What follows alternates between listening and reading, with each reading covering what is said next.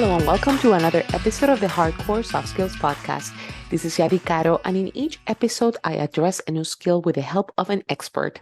This time, I continue my skill coaching series.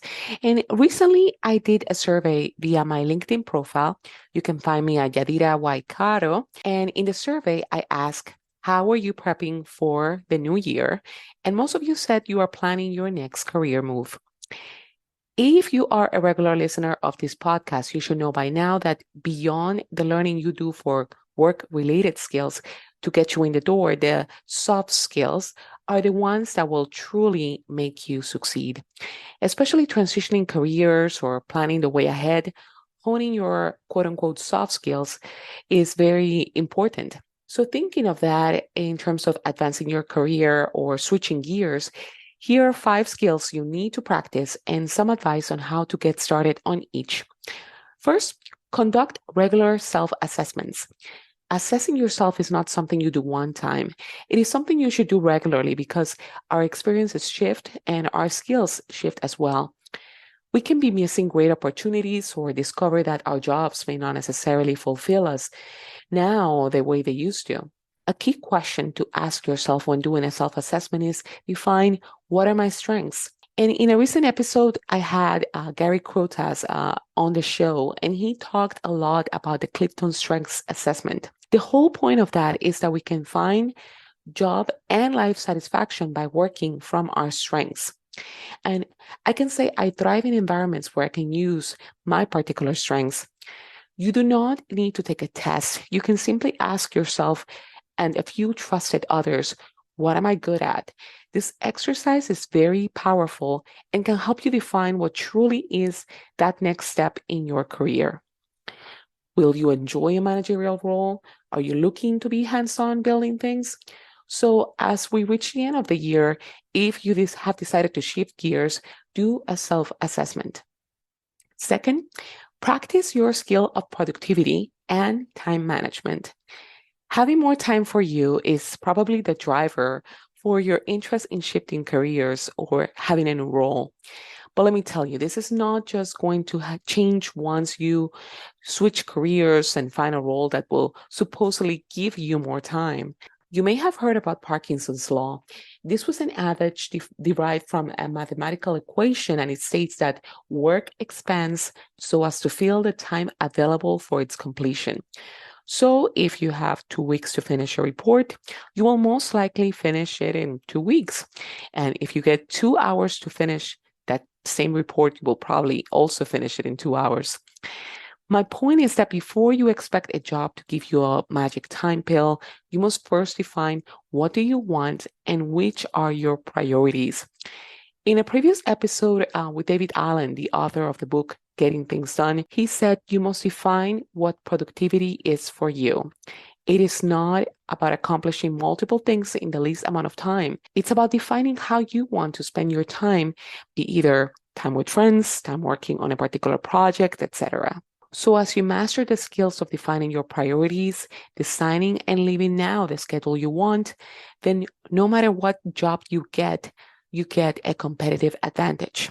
If your priority is finding a job, carve time each day as scheduled to do just that. If your priority is your health, the job you have should not define that. Find time now to exercise every day, get a good meal, make adjustments as you go along. Managing your productivity and finding the ways that work for you is a key skill you need.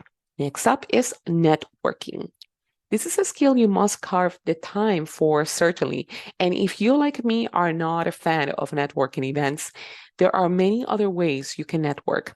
For example, I love LinkedIn, as opposed to other platforms where it's all about showing dance moves and getting just the right photo.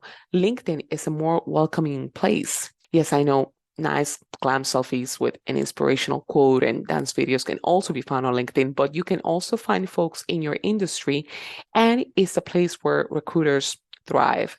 So instead of lurking and liking, try to follow some sort of rule. For example, 2 comments per day, 2 connection requests, and 2 posts, sharing, or an item of interest each week.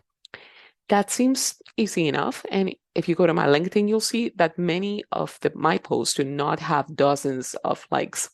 But people notice, and this is how I was contacted by a learning company to create online courses on soft skills. You never know who is watching. You can also be a regular on your preferred chat rooms or take time weekly to send emails to former colleagues. As Jordan Harbinger shared with me on the podcast, do not dig the well when you are thirsty. Do not be that friend that all of a sudden shows up to quote unquote say hi, but you know they are not just looking to say hi, you know they want something. Make an effort to network now and throughout the year, even if you are not looking for a job. As you network, another important skill we all need to constantly practice is communication, writing and speaking. It does not matter if your role is not directly related to this. You must learn how to be brief, communicate clearly your ideas, and get the attention of others to your ideas. So grab a book, practice by creating summaries of ideas, volunteer to speak in public. If you look, I am sure you will find a lot of opportunities to enhance your communication skills. But in order to get really, really good as a communicator, the skill you need to truly improve on is listening. I had a whole episode about listening with Oscar Trimboli talking about this skill. And every time I speak with an expert, they talk about this skill. And the funny thing is, we rarely list this as a skill we will practice.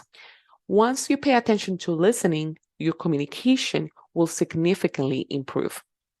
Okay, so far we have the skills of self-assessment, productivity, networking, and communication. Other skill you must practice as you discover the next steps in your career is negotiation. I may have mentioned before that during a recent summer, I took a negotiation course in Harvard with students from all over the world. And the class was taught by Diana Butu. And in this class, instead of focusing on theory, we negotiated at every opportunity. It is not about being the loudest in the room, it's about being prepared. And there is a whole framework for that. So to get started, listen to a couple of episodes I have on this topic and get to practice. You are probably leaving money on the table or missing good opportunities because of your lack of ability to effectively negotiate. So here are the 5 skills you can practice now. So let me know, am I missing any other skill? Let me know what you think. Go to my website, hardcoresoftskillspodcast.com, and leave me a message. And if you like what you hear, also please leave me a review. So thank you again for listening.